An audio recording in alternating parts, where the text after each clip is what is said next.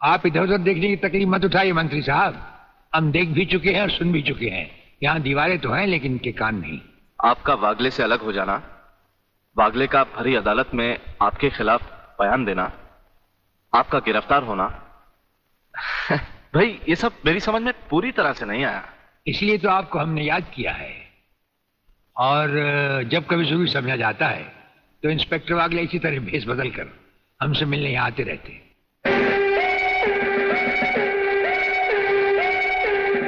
Sir, brigadier साहब का हमसे अलग होना, जेल में आ जाना, इससे दुश्मन हमें कमजोर समझकर लापरवाह हो जाएंगे और उनकी इसी लापरवाही का फायदा उठाकर हम उनकी जड़ें आसानी से काट सकते हैं।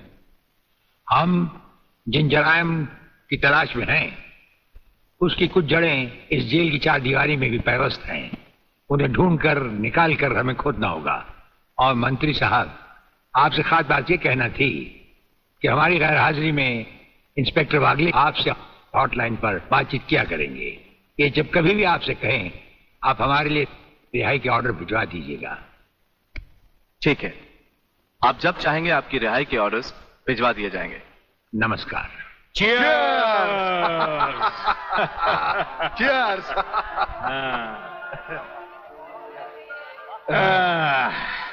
नया साल बहुत बहुत मुबारक हो प्रलयनाथ।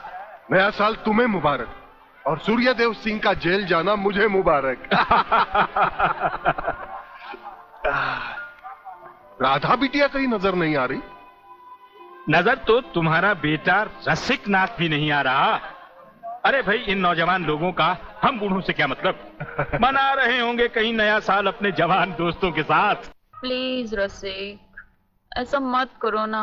अगर ऐसा नहीं करूंगा तो नए साल का सेलिब्रेशन अधूरा रह जाएगा मेरी जान। रसिक, तुम जानते हो मैं तुम्हारे बच्चे की माँ बनने वाली हूँ। माँ? यानी प्रेग्नेंट?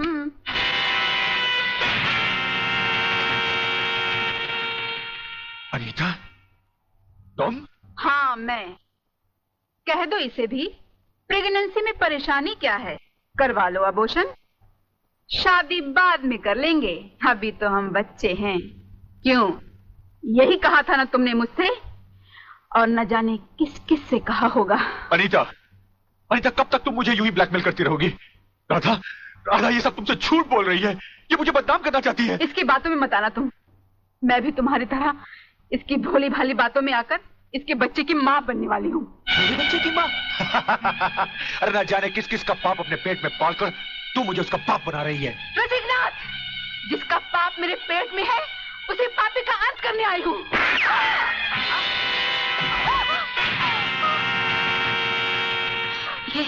ये तुमने क्या किया? रसिक, तुमने इसे मार डाला? तो और क्या करता? हजारों औरतें जबरदस्ती मेरे गले पड़ रही थी। आज मैंने तुम्हारी सही शक्ल देख ली है रसिकनाथ। अगर ये एक बाजारू औरत थी तो तुम भी एक बाजारू कुत्ते हो जो जगह जगह मुंह मारते फिरते हो। मैं आज तुम्हारा भांडा फोड़ कर रहूंगी। मैं अभी पुलिस को फोन करती हूँ।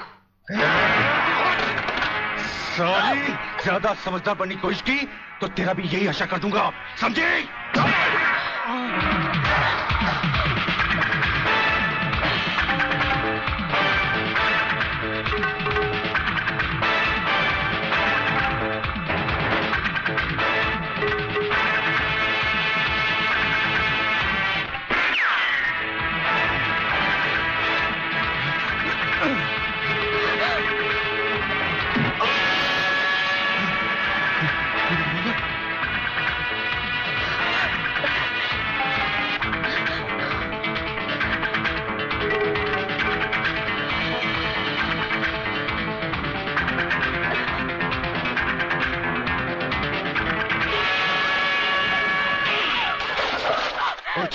पुलिस को बताएगी,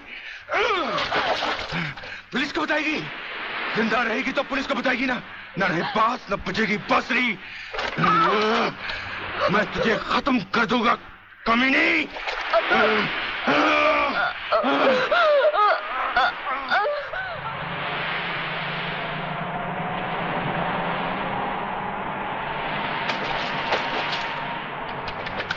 ऐसा होती तो पीने का मजा ही नहीं आता। Cheers! अरे क्या हुआ?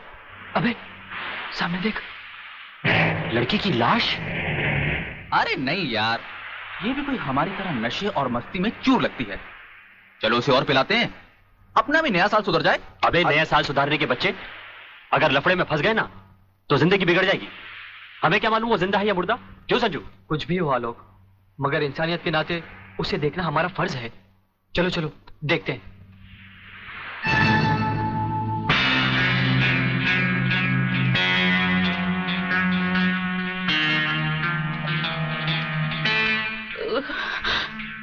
मुझे मत मारो प्लीज।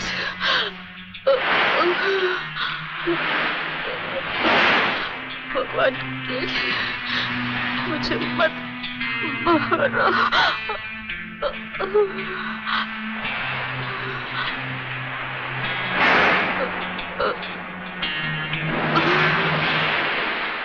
अरे ये तो फिर से बेहोश हो गई। लगता है किसी ने इसे बहुत मारा है। चलो इसे अस्पताल ले चलते हैं। डॉक्टर साहब। यस, क्या बात है? डॉक्टर साहब, ये लड़की बहुत सीरियस है, आप बचा लीजिए प्लीज। लड़की? कहाँ है लड़की? कौन है ये? हम नहीं जानते। तुम नहीं जानते तो इसे लेके क्यों आए हो? कहां से लाए हो? बीच से। ये हमें बीच पर बेहोशी की हालत में मिली थी। बेहोशी की हालत में?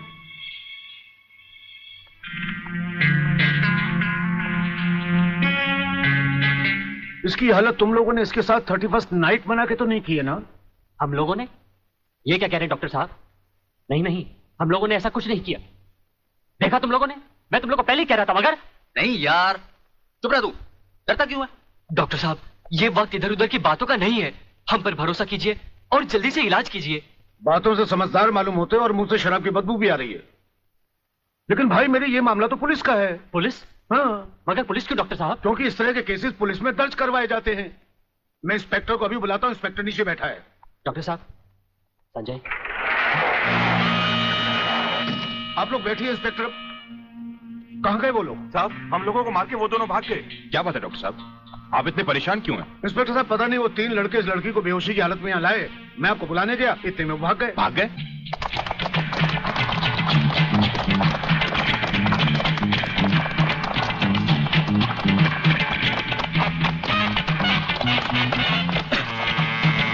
अरे जल्दी कर।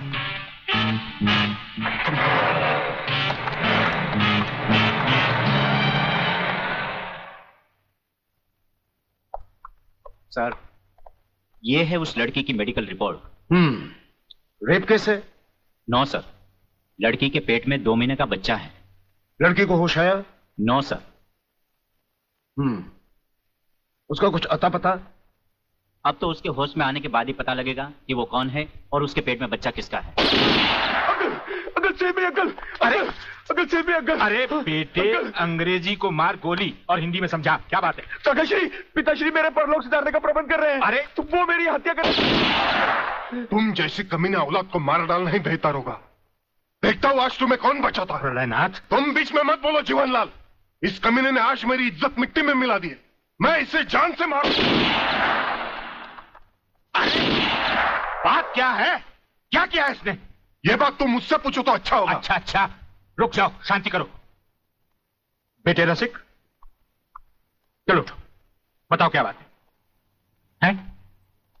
अंकल, अंकल मैं। हाँ हाँ बोलो, डरो मत। अंकल मैं एक लड़की से मोहब्बत करते हो, यही ना? हाँ। तुम भी कमाल करते हो प्रलयनाथ। बेटे की मोहब्बत बर्दाश्त नहीं कर पाए, उसे मारने पर तो लाए। अरे मोहब्बत करना तो आजकल के नौजवानों का फैशन है। बात यह नहीं है जीवनलाल, सच तो यह है कि इसकी मोहब्बत के चक्कर में वो लड़की इसके बच्चे की मां बनने वाली। ओहो, तो इसमें कौन सी नई बात है? करवा दो शादी। और अगर लड़की अपने बराबर की नहीं है तो करवा दो एबॉर्शन। मगर जीवनलाल बात यह है। अरे यार, ऐसे मामले में बात कुछ नहीं होती, सीधी सी बात है। अगर वो लड़की नहीं मानती तो पैसे वैसे देकर अपनी जान छुड़वा लो, और अगर फिर भी नहीं मानती तो तुम्हारे लिए किसी की जान लेना कौन सी नई बात है? प्रलयनाथ, तुम तो खामखा उस लड़की के लिए अपने बेटे की जान के पीछे पड़े हो। दरअसल बात यह है जीवनलाल कि वो लड़की तुम्हारी बेटी राधा है।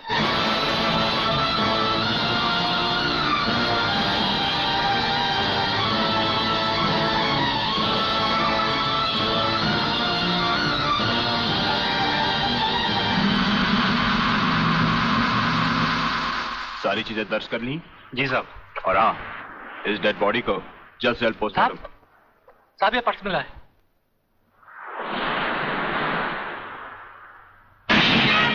संजय आर चौहान। मेरा पर्स बीच पर या अस्पताल में गिरा है। अगर वो पुलिस को मिल गया तो कहीं हम फंस ना जाए। नहीं यार, अरे जब हम लोगों ने कुछ बुरा किया ही नहीं है तो हम फंस क्यों जाएंगे? अरे मैंने पहले ही कहा था कि इस चक्कर में मत पड़ो, उल्टे फंसेंगे। लेकिन मेरी सुनी किसने थी? मैं कहती हूँ डर डर के कब तक ये बात सबसे छुपाते रहोगे। चलो माँ जी को सब सच बता देते हैं, सब ठीक हो जाएगा।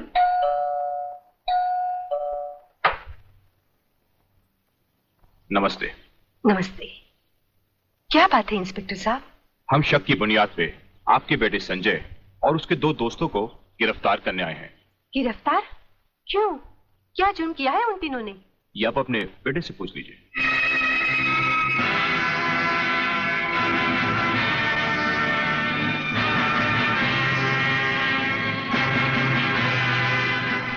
वाह गोटिया वाह, क्या खुशखबरी लाया है। डीआईजी रुद्र प्रताप का बेटा पुलिस के फंदे में।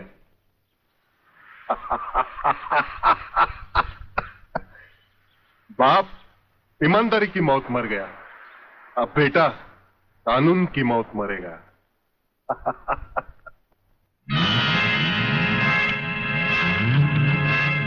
गोटिया आप देखना,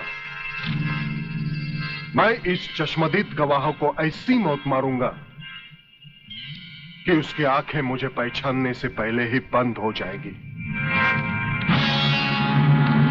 तुम उस डॉक्टर को खरीद लो और रिपोर्ट तैयार करवाओ जो मैं चाहता हूं।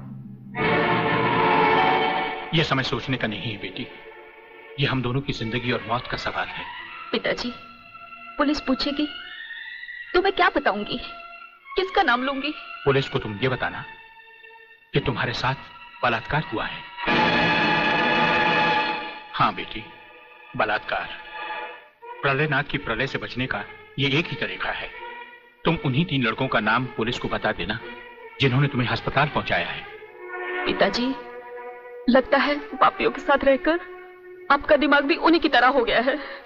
आप ये कह रहे हैं मैं उन लड़कों को फांसी के फंदे तक पहुंचा दूं जिन्होंने मेरी जिंदगी बचाई? नहीं पिताजी, मैं ऐसा हरगिज नहीं करूंगी, हरगिज नहीं करूंगी। बेटी, इतिहास गवाह है, आदमी ने अपनी जान को बचाने के लिए अपने ही भाइयों की लाशों को कुचला है। ये दुनिया का नियम है बेटी।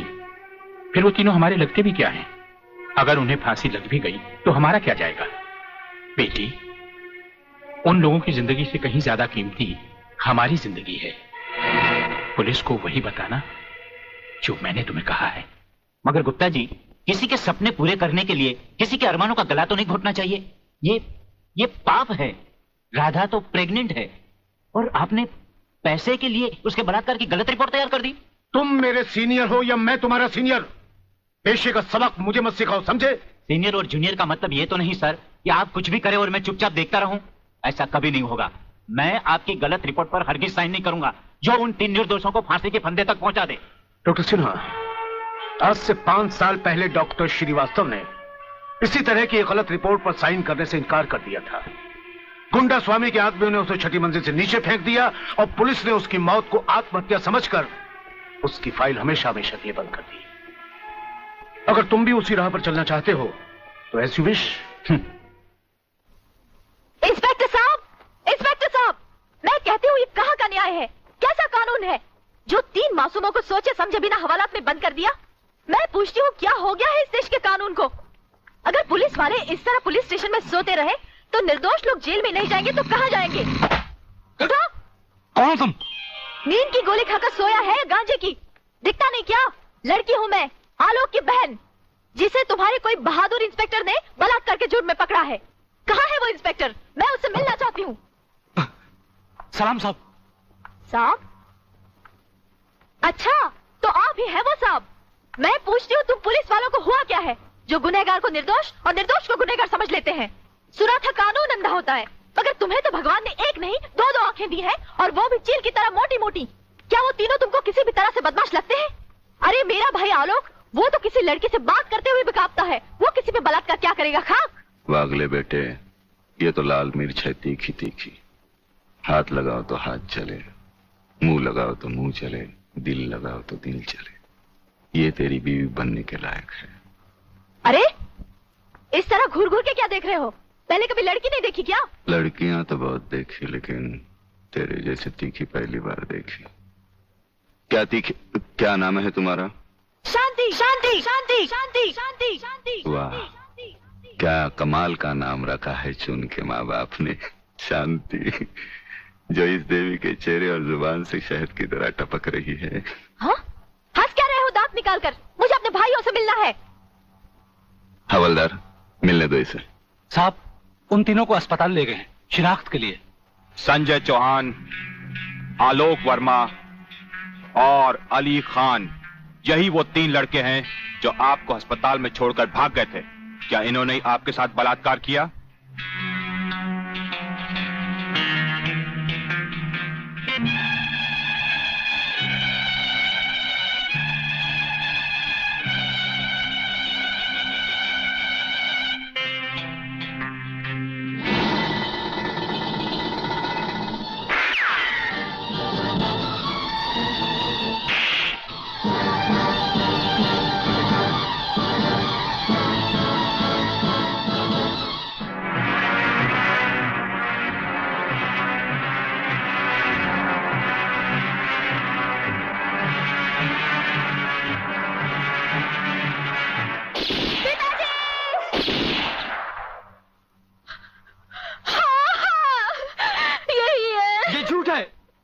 ये सरासर झूठ है।